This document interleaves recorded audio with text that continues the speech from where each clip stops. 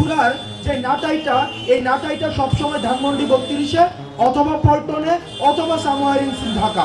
প্রতিদিন class piece দিয়ে মধুর ক্যান্টিনে এসে উমুক ভাই রাজপথ ছাড়ি নাই, উমুক ভাই ভয় নাই, নেতা তোমার ভয় নাই, রাজপথ ছাড়ি নাই বলে আপনাকে মধুর ক্যান্টিনে আসতে বাধ্য করেছে।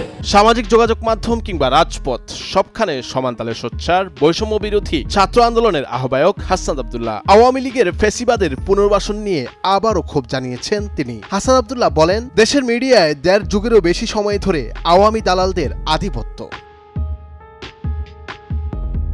তিনি আরো জানান, এসব দালালদের এখনো সরানো যায়নি। কিছুদিন পর দেখব খুনিদের সবাই বাইরে আর বিপ্লবীরা সবাই জেলের ভেতর। 3 ফেব্রুয়ারি বিকেলে সামাজিক যোগাযোগ মাধ্যম ফেসবুকে নিজের ভেরিফাইড অ্যাকাউন্টে দেয়া এক স্ট্যাটাসে এই ক্ষোভ জানান তিনি। এ সময় তিনি সংবাদ মাধ্যমের প্রতিবেদনের ওই স্ট্যাটাসে তুলে ধরে লিখেছেন, মুক্তিযুদ্ধ মঞ্চের সভাপতি বুলবুল পলাতক অবস্থায় ফ্যাসিস্ট খুনি হাসিনার পক্ষে পত্রিকায় বিবৃতি পাঠায়, আবার তারা সেটি ছাপায়। বুঝতেছেন ব্যাপারটা?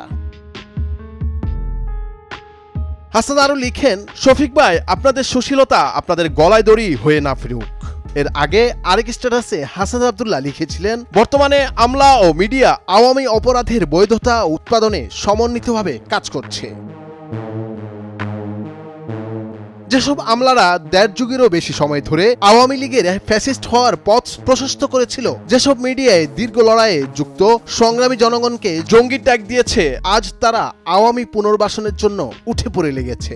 এর 21 ঘন্টা আগে গণমাধ্যমের সমালোচনা করে দেয়া আরেক স্ট্যাটাসে হাসান আব্দুল্লাহ লিখেছিলেন, বর্তমান আমলা ও মিডিয়া আওয়ামী অপরাধীদের বৈধতা উৎপাদনে সমন্বিতভাবে কাজ করছে।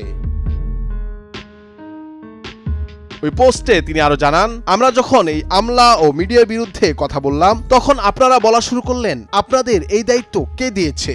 যেসব আমলা ও মিডিয়ার তত্ত্বাবধানে আওয়ামী জাহিলিয়াতের কায়েম হয়েছিল, জুলুম কায়েম হয়েছিল, সেই একই আমলা ও মিডিয়া দিয়ে আপনারা ইনসাফ কায়েম করবেন বলে যারা মনে করেন, তাদেরকে বলবো, আপনারা ফ্যাসিবাদের দিকটা মুখ থেকে সরান। এই বিপ্লবকে ধ্বংস করে দেওয়ার জন্য এই আমলা ও মিডিয়াই যথেষ্ট।